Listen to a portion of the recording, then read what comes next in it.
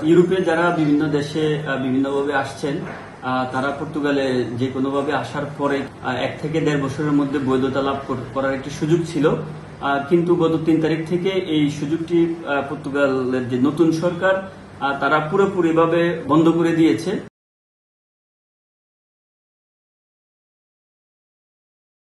গত 3 তারিখ পর্তুগালের গভর্নমেন্ট হুট করেই বলা চলে এতদিন থেকে চলে আসা আর্টিকেল 88 এবং 89 অর্থাৎ এমপ্লয়মেন্টের মাধ্যমে পর্তুগালের যে লিগ্যালাইজেশনের বিষয়টি ছিল সেটি একেবারে হুট করে বন্ধ করে দিয়েছে। অর্থাৎ ইউরোপে যারা বিভিন্ন দেশে বিভিন্নভাবে আসছেন তারা পর্তুগালে যে কোনোভাবে আসার পরে কিন্তু এই দুটির একটি আর্টিকেলে তারা আবেদন করার পরে পর্তুগালে 1 থেকে 1.5 বছরের মধ্যে বৈধতা লাভ করার একটি সুযোগ ছিল, কিন্তু গত 3 তারিখ থেকে এই সুযোগটি পর্তুগালের যে নতুন সরকার তারা পুরোপুরিভাবে বন্ধ করে দিয়েছে।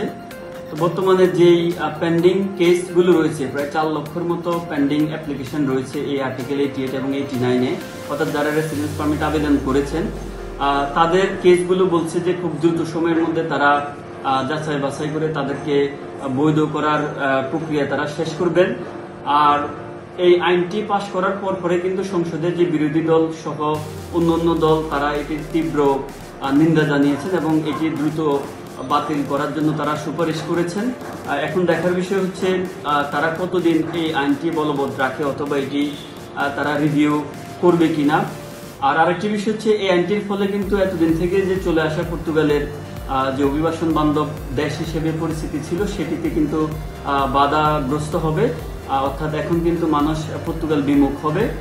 পাশাপাশি হচ্ছে মানুষের যে একটি আস্থার জায়গা ছিল যে কোনো দেশে যখন তাদের কাগজপত্রতে অর্থাৎ বৈধতা লাভের যে একটি আশা ছিল সেটি পূরণ না হলেও পর্তুগাল যে সুযোগটি দিয়েছিল সেটি আসলে বন্ধ হয়ে গেছে।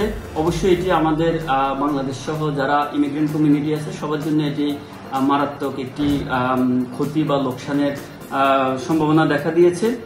আর এটির কারণ হচ্ছে মূলত পর্তুগাল গভর্নমেন্ট, যে নতুন গভর্নমেন্ট আসছে তারা চাচ্ছে যে নিয়ন্ত্রিত অভিবাসন করার জন্য, অভিবাসন যে পদ্ধতি সেটি করার জন্য সেখানে তারা বলেছে যে যেই সকল অভিবাসী রয়েছে তাদের বেটার লাইফ, তাদের জব, তাদের অ্যাকোমোডেশন, তাদের ট্রিটমেন্ট সহ এই জিনিসগুলো তারা এনশিওর করতে চায়।